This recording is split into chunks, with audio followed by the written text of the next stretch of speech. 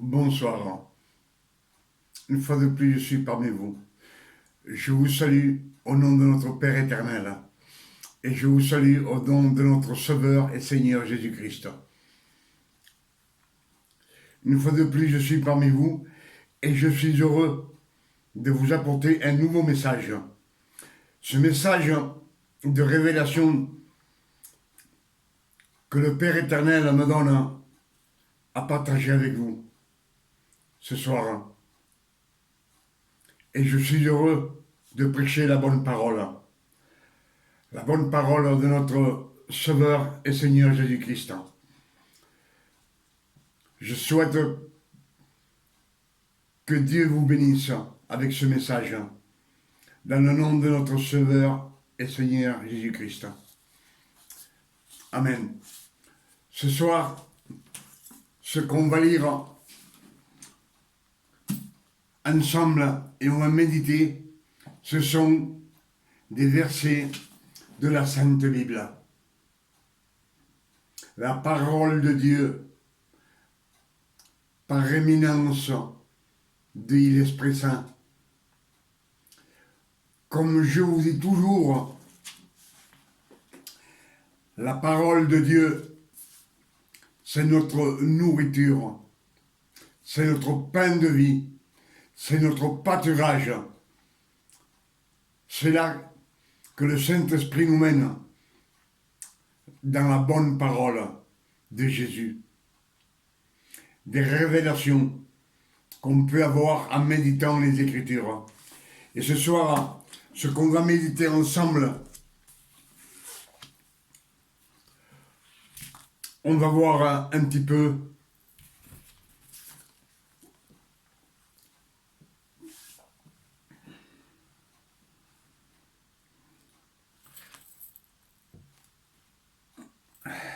alors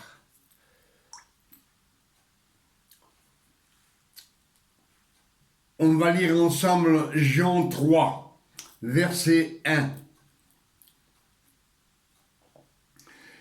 C'est l'histoire de Nicodème. L'histoire de Nicodème qui vient voir Jésus de nuit. Mais avant cela, on va lire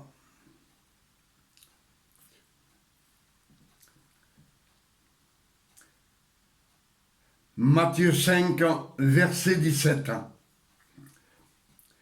Jésus dit à ses disciples, « Ne croyez pas que je sois venu abolir la loi ou les prophètes, car je ne suis pas venu abolir, mais je suis venu accomplir. » C'est-à-dire que Jésus est venu accomplir toute la loi. Toute la loi de Moïse. Toutes les prophéties que les prophètes ont annoncées sur lui. Il est venu les accomplir. Donc, ce qu'on va lire maintenant, Jean 3, verset 1, c'est un homme nommé Nicodème. Et il dit comme ça. Mais il y avait un homme d'entre les pharisiens nommé Nicodème, un chef des Juifs, qui vint, lui, après de Jésus, de nuit, et lui dit, « Rabbi, nous savons que tu es un docteur venu de Dieu, car personne ne peut faire des miracles que tu fais, si Dieu n'est pas avec lui. » Jésus lui répond, « En vérité, je te le dis, si un homme ne connaît pas, si un homme ne naît pas d'eau, il ne peut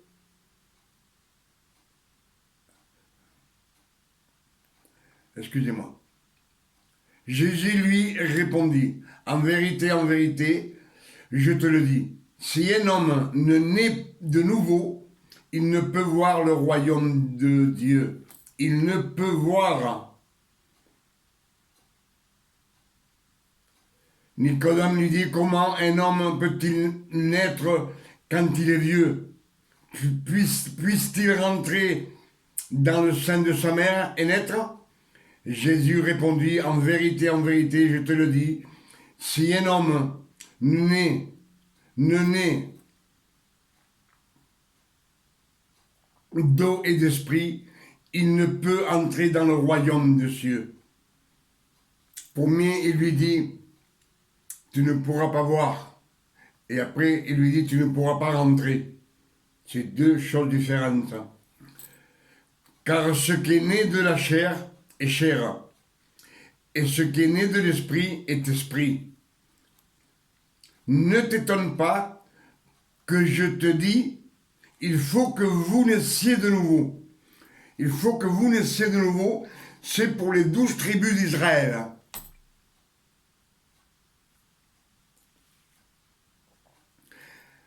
Car Jésus lui dit, ce qui est né de la chair est chair, et ce qui est né de l'esprit est esprit. Qu'est-ce qui est né de la chair? De la chair, ce qui est né de la chair, c'est les efforts, les sacrifices. Je ne sais pas si vous me suivez. Et alors, comme je vous ai dit,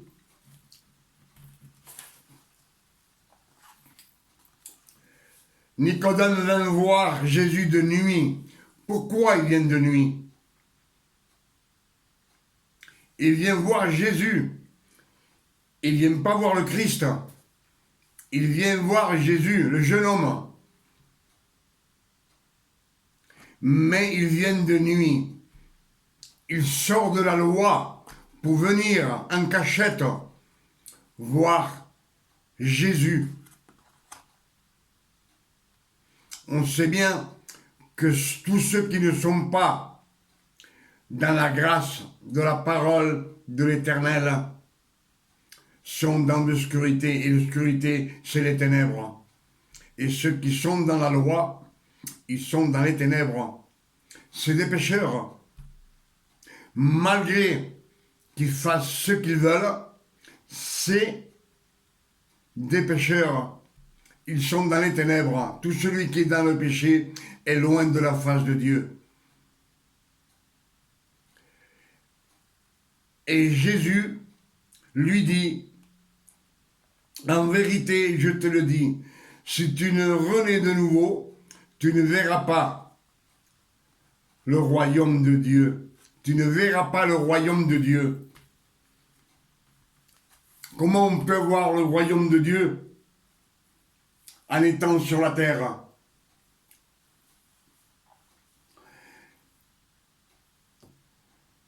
C'est quand on médite les Écritures et qu'on a les révélations. Pour cela, Jésus dit, tu ne peux pas voir le royaume des cieux. Il faut qu'il médite, qu'il change de mentalité. La grâce de Jésus nous fait changer de mentalité. Il faut qu'il renaisse de nouveau, c'est changer de mentalité.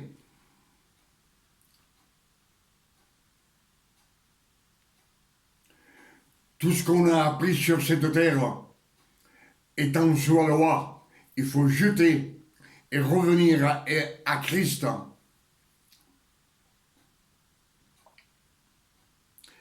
Et secondement, il lui dit, Jésus lui répondit, en vérité, je te le dis, si un homme ne naît de l'esprit, il ne peut entrer dans le royaume de Dieu. S'il ne naît d'eau et d'esprit, ce sont la parole, l'eau de la parole. Pour cela, Jésus, le Christ, quand il part, il dit baptisez au nom du Père, du Fils et du Saint-Esprit. Baptisez de l'eau de la parole.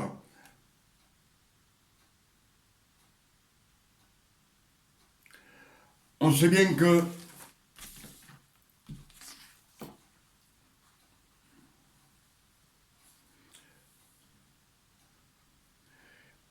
dans la loi, foi, on n'a aucune chance. Et les Écritures le disent. Là, le Christ, avec Nicodème, il reste anonyme. Il ne se fait pas connaître. Il lui parle, il lui dit, tu es un chef des Juifs, docteur de la loi. Mais son nom, le Christ, il est incognito. Il n'est pas divulgué. Il ne se déclare pas, si vous voulez mieux, à Nicodème. Pourquoi? Parce que dans la loi, on ne voit pas Jésus, on ne voit pas le Christ. On ne voit pas. On ne le voit pas. Et après, il lui dit, si tu ne nais d'eau et d'esprit, tu ne verras, tu ne rentreras pas dans le royaume des cieux.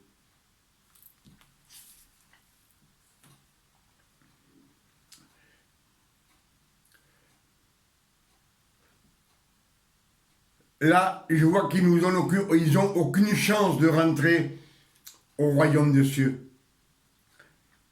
Et Jean 8, verset 21, Jésus dit aux pharisiens, je m'en vais, et vous me chercherez, vous mourrez dans vos péchés, et où je vais, vous ne pourrez pas venir. Ça, c'est certifié. Où je vais, vous ne pourrez pas venir. Jésus, quand il part auprès du Père. Il part auprès du Père éternel. Et il lui dit, lui, il parle franchement, vous mourrez dans vos péchés, et où je vais, vous ne pourrez pas venir. Ça, c'est la loi.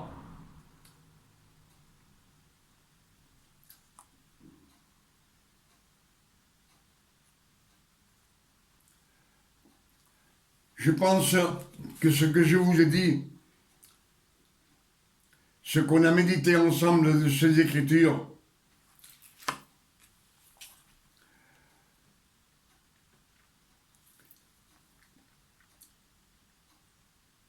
je pense que vous me suivez et vous comprenez ce que je suis en train de vous dire. Car il dit bien, les fruits de la chair, ceux de la chair. Les fruits de la chair, c'est les efforts, les sacrifices pour gagner le royaume de Dieu. Pour entrer dans le royaume de Dieu, il faut faire des sacrifices, il faut faire des holocaustes, il faut faire beaucoup de sacrifices religieux. Pour cela, Jésus ne se fait pas connaître à Nicodème.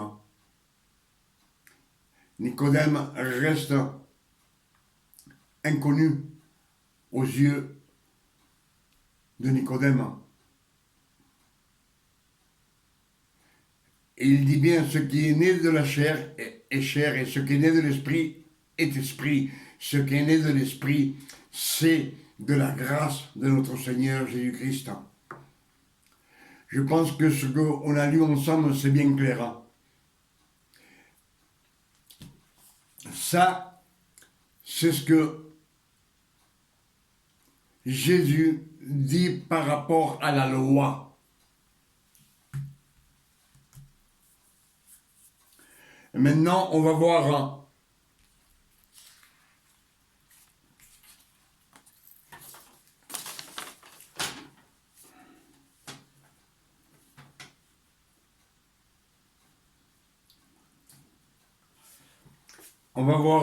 attendez voir.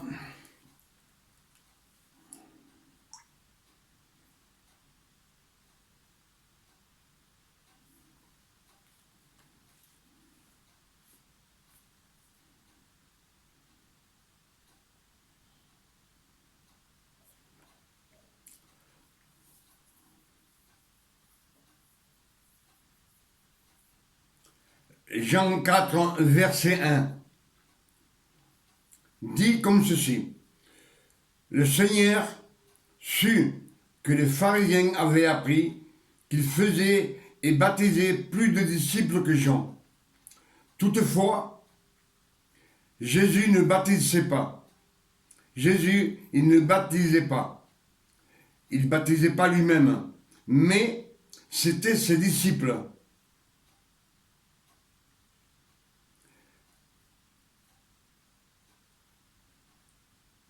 Alors il quitta la Judée et retourna en Galilée. Ces deux versets qui sont côte à côte. Jean 3, Nicodème, et Jean 4, on va voir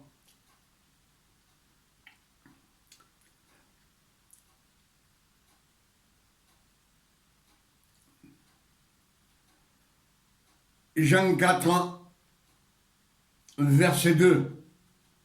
On va continuer. Toutefois, Jésus ne baptisait pas lui-même, mais c'était ses disciples.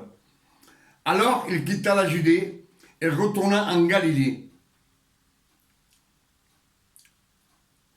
Comme il fallait qu'il passât par Samarie, il arriva dans une ville de Samarie nommée Sichar, près du champ que Jacob avait donné à Joseph son fils. Là se trouvait le puits de Jacob. Jésus, fatigué du voyage, était assis au bord du puits. C'était environ la 6e heure. Jésus arriva au puits de Jacob. C'était environ la 6e heure, c'est-à-dire en plein jour et en plein soleil. Nicodème est venu de nuit.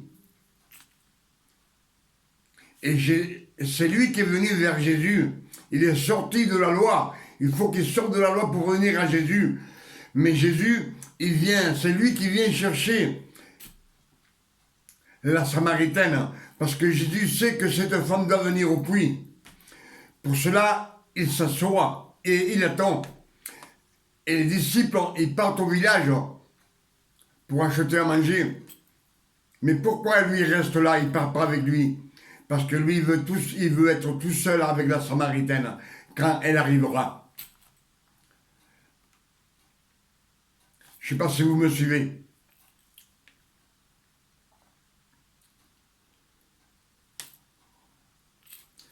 Là se trouvait le puits de Jacob. Jésus, fatigué de voyage, s'était assis au bord du puits. C'était environ la 6e heure, c'est-à-dire en plein jour, en plein soleil. Une femme de Samarie vint puiser de l'eau. Jésus lui dit, donne-moi à boire. Donne-moi à boire. Car ses disciples étaient allés à la ville pour acheter des vivres. La femme samaritaine lui dit, comment toi, qui es un juif, me demandes-tu à boire à moi qui suis une samaritaine? Les juifs, en effet, n'ont pas de relation avec les samaritains. Les juifs et les samaritains ne s'accordent pas. C'est ce que disent les Écritures. Jésus lui répondit, si tu connaissais le don de Dieu, et qui est celui qui te dit, donne-moi à boire, tu lui aurais toi-même demandé à boire, et il t'aurait donné de l'eau vive. Jésus dit, si tu connaîtrais le don de Dieu, le don de Dieu, c'est la grâce de Dieu. Là, c'est le Christ qui est en train de parler. Le Verbe est en train de parler à la Samaritaine. Et il est en train de la convertir. Il est en train de la convertir avec l'eau de la parole. Je ne sais pas si vous me comprenez, si vous me suivez. Jésus lui répondit, si tu connaissais le don de Dieu et qui est celui qui te dit, donne-moi à boire, tu aurais toi-même demandé à boire et il t'aurait donné de l'eau de vie. Demandez. Dieu, le Père éternel, même Jésus dit, demandez. Demandez, c'était Matthieu 7, verset 7. Demandez et on vous donnera. Cherchez et vous trouverez. Frappez et on vous ouvrira. Ça, c'est pour les pécheurs. Cette femme qui a eu 6 maris, on le verra tout à l'heure, c'est pour les pécheurs. Et il lui dit, demande, on te donnera. Cherche, tu trouveras. Frappe et on t'ouvrira. Tandis qu'à Nicodème et aux pharisiens, il leur dit,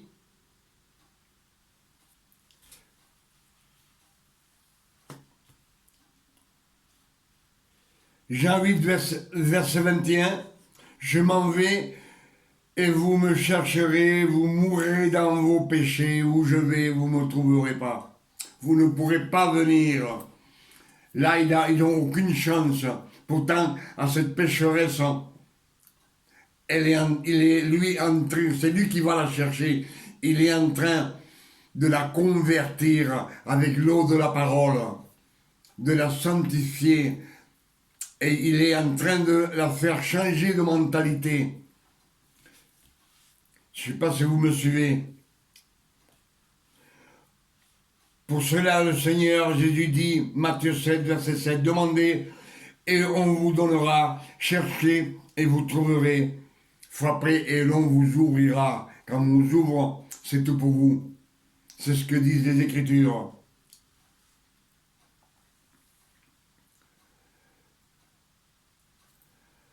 Je ne sais pas si vous me suivez.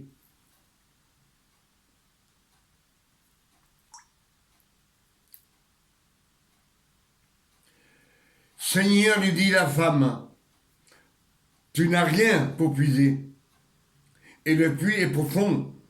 D'où aurais-tu donc cette eau vive?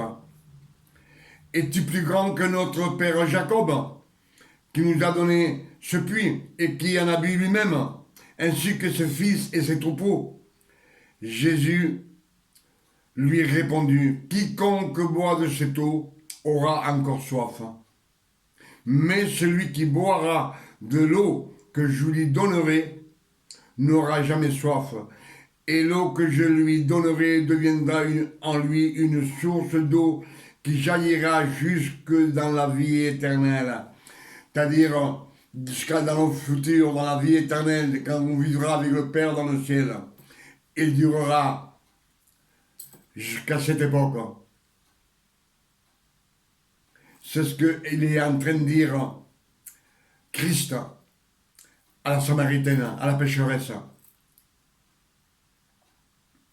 La femme lui dit, Seigneur, donne-moi de cette eau, afin que je n'ai plus soif et que je ne vienne plus puiser ici. Jésus la regarde et lui dit, va, lui dit Jésus, appelle ton mari et viens ici. La femme répondit, je n'ai point de mari. Jésus lui dit, tu as eu raison de dire, je n'ai pas point de mari. Car tu en as eu 5 maris, et celui que tu as n'est pas ton mari. En cela tu as dit vrai.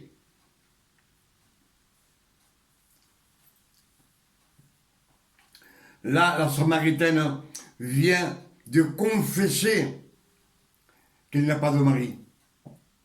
Pourtant, elle sait bien qu'elle en a eu 6. Et encore un, 6. 6, c'est le numéro de l'homme, du péché. Mais elle confesse ses péchés. Seigneur, lui dit la femme, je vois que tu es prophète. Peu à peu, Christ se révèle à la femme. Peu à peu, avec l'eau de la parole, il se déclare. Cette femme est en train de voir avec son cœur l'illumination du cœur avec la parole du Christ. La parole, on sait que c'est toujours le Verbe.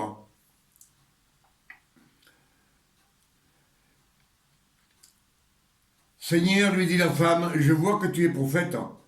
Nos pères ont adoré sur cette montagne. Et vous dites, vous, que le lieu où il faut adorer est à Jérusalem. Femme, lui dit Jésus, crois-moi, l'heure vient où ce ne sera pas ni sur cette montagne, ni à Jérusalem, que vous adorerez le Père. C'est pas sur la montagne, ni à Jérusalem, disons, où tu voudras l'adorer. Vous adorerez ce que vous ne connaissez pas. Vous adorez ce que vous ne connaissez pas. Nous adorons ce que nous connaissons, car le salut vient des Juifs. Le salut vient des Juifs. Jésus est un Juif, né d'une femme juive. C'est les Écritures qui le disent.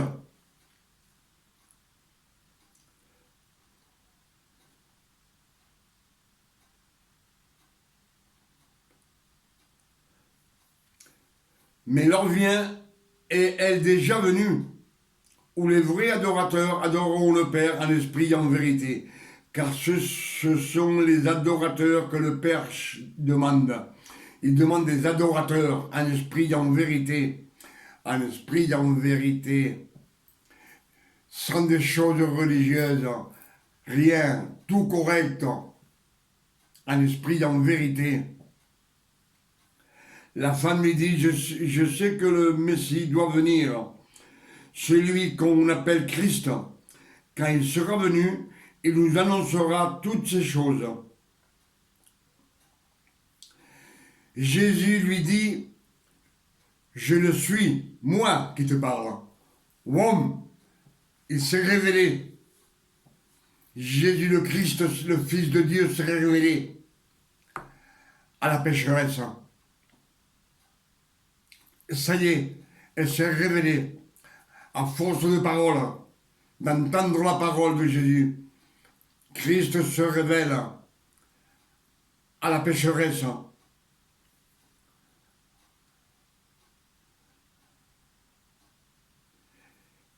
Jésus lui dit, je suis moi qui te parle. Je le suis, c'est moi le Christ. Là-dessus arrivèrent ses disciples qui furent étonnés de ce qu'ils aient parlé avec une femme. Toutefois, aucun ne dit que demandes-tu ou de quoi parles-tu avec elle. Alors, la femme ayant laissé sa cruche s'en alla dans la ville et dit aux gens, venez voir un homme qui m'a tout ce que j'ai fait venez voir un homme qui m'a dit tout ce que j'ai fait. Ne serait-ce pas le Christ? Ils sortirent de la ville et ils vinrent à lui, à Jésus. La ville, tous les hommes de la ville, la population vint, tous les Samaritains et Samaritaines ils vinrent vers Jésus. Pendant ce temps, les disciples le pressaient de manger, disant, Rabbi, mange. Mais il leur dit, j'ai mangé une nourriture que vous ne connaissez pas. Les disciples se disaient donc les uns aux autres, quiconque lui aurait apporté à manger.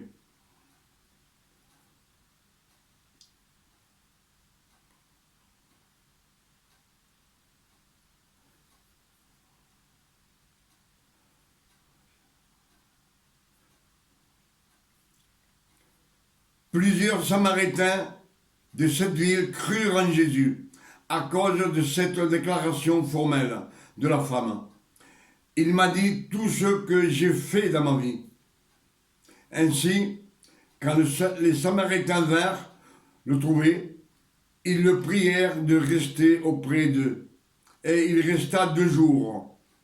Et beaucoup plus grand nombre crurent à cause de sa parole. Beaucoup crurent en sa parole. Mais on voit bien que la Samaritaine, quand Jésus lui dit « Tu as eu Saint Marie, et celui que tu as aujourd'hui n'est pas ton mari. » Là, Christ se révèle à elle. Elle se révèle. Elle dit que tu es un prophète. Et peu à peu, avec la parole, l'eau de la parole, il la baptise du Saint-Esprit. Pour cela, elle laisse sa cruche. Elle n'a plus besoin de rien, cette femme. Elle part prêcher. C'est une prêtresse de Jésus. Mais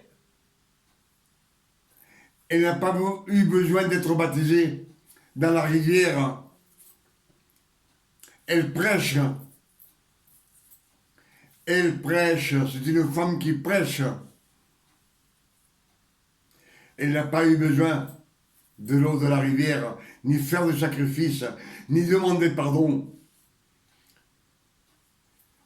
Au contraire, pendant qu'elle parle, Jésus parle avec elle, avec la Samaritaine. On dirait elle joue un petit peu avec lui, en lui disant oui, oui, ça, non, oui, non, pourquoi. Peu à peu, Jésus, le Verbe, la parole, l'eau de la parole, il la baptise au nom de l'Esprit Saint.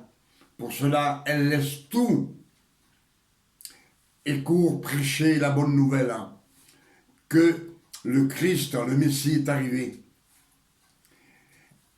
Et quand elle prêcha dans son village, beaucoup d'hommes de Samaritains et Samaritaines vinrent vers Jésus et beaucoup se convertirent.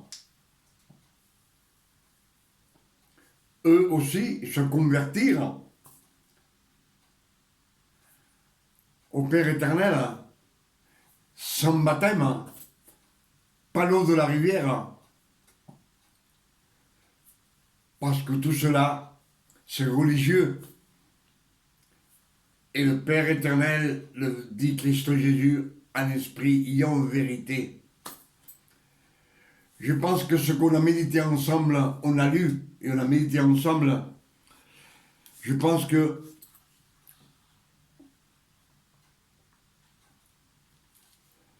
quand on dit que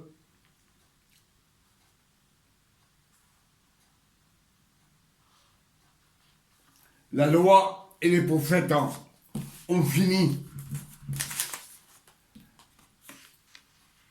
la loi et les prophètes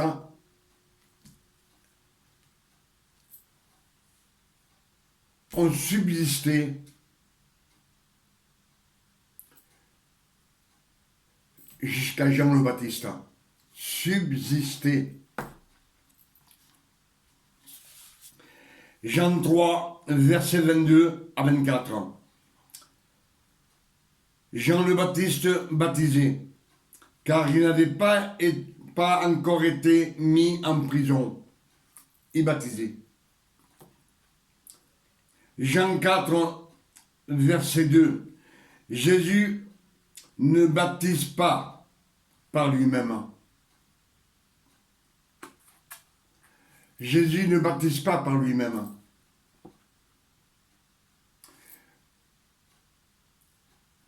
Il baptisait ses disciples baptisés parce que Jean n'était pas encore en prison. Pour cela, c'est écrit, c'est fini Et il dit comme cela que c'est fini.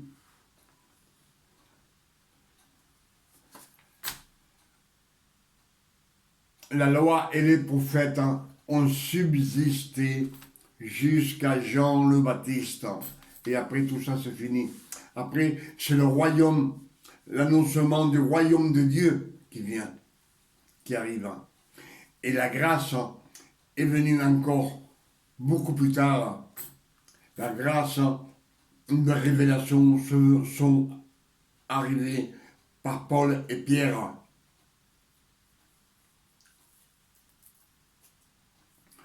Pour cela, je vous dis beaucoup de fois qu'on ne peut pas mélanger la loi et la grâce. Quand on vous dit dans les Écritures, Galates 3, une nouvelle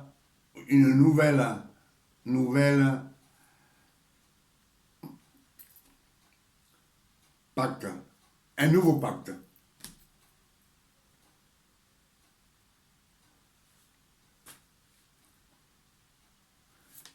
La loi écrite en pierre tue. C'est une malédiction. Ce sont les 10 commandements. Ceux qu'on vit dans le monde entier de nos jours. Tue. Pour cela, Paul dit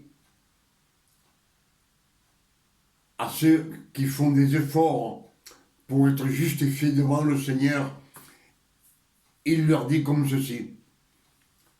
Vous qui voulez être justifiés devant Dieu par vos efforts, c'est-à-dire par votre mérite, vous êtes séparés de Christ et déchus de la grâce. Je pense que c'est clair ce que je suis en train de vous dire. Vous voyez que la Samaritaine, elle n'a pas voulu avoir, elle n'a pas eu besoin de se baptiser dans la rivière. Elle était baptisée par l'eau de la parole. Et dans les Écritures, il y a écrit un seul Dieu, une seule foi, un seul baptême. Un seul, pas de baptême. Il ne faut pas confondre les choses religieuses avec l'eau de la parole. C'est lui. C'est l'eau de la parole, c'est le Verbe qui vous baptise du Saint-Esprit en écoutant. Et après, il vous donne les révélations qui viennent de notre Seigneur Jésus-Christ.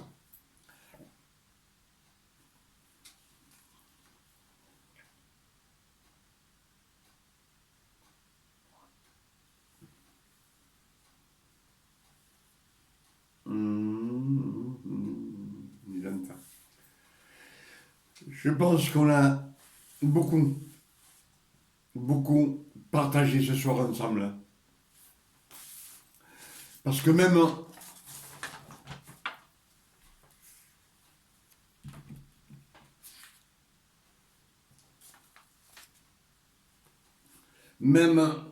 la femme adultère, Jean 8, verset 3, la femme adultère, Jésus lui dit, je te pardonne, personne t'a condamné, moi non plus je te condamne pas. Va et ne pêche plus. Moi je ne te condamne pas. Cette femme ne s'est pas repentie non plus. Cette femme, elle n'a pas demandé pardon. Elle est partie. Je pense que quand elle était là, elle devait avoir une peur terrifiante dans son âme de savoir qu'elle allait être lapidée. Mais Jésus, là c'est le Christ qui parle, c'est par grâce, c'est pas parce qu'elle le mérite, parce qu'elle vient de commettre un adultère. Elle ne le mérite pas. Pourtant, Jésus lui dit, va. Moi non plus je ne te condamne pas. Va et ne pêche plus. Alors, cette pécheresse, ce qu'elle est, elle est reconnaissante à Jésus. Elle est reconnaissante que Christ l'a pardonné de son péché. Parce qu'elle sait qu'elle ne mérite rien. Elle ne méritait pas. Mais Christ l'a pardonné par grâce. À ce moment, c'est un acte de grâce que le Christ fait sur cette femme. Pour cela, je vous dis, pourtant c'est une pécheresse. Il dit, pêche plus. Mais quand elle pêche, elle doit être reconnaissante à Jésus et dire, merci Seigneur, merci Christ, pour ta grâce. C'est la grâce de notre Seigneur Jésus-Christ qui est en nous. Par son mérite, le Père éternel l'a placé à sa droite. Et quand nous, on pêche, il ne nous voit pas. Il voit la sainteté de Jésus. Que lui, il nous a rachetés. Il se fait tard.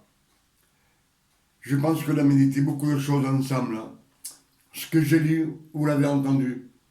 Tout ce que j'ai lu, tous ces versets que je vous ai dit, viennent des Écritures. Vous savez, moi, ce que je vous dis, c'est ce que je lis. Et je vous le répète. Et ce que j'en tire, les illuminations que l'Esprit, parce que quand l'Esprit vous illumine, vous avez des révélations. On dirait qu'on voit, on sait ce que ça veut dire. À l'instant. On médite, on médite, on médite. Pour ça, je vous dis, méditez les Écritures.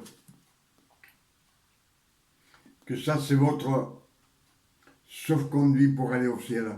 C'est la parole de Dieu. Avec ça, je vous dis que Dieu, ce soir, avec ce message, je souhaite qu'il vous bénisse.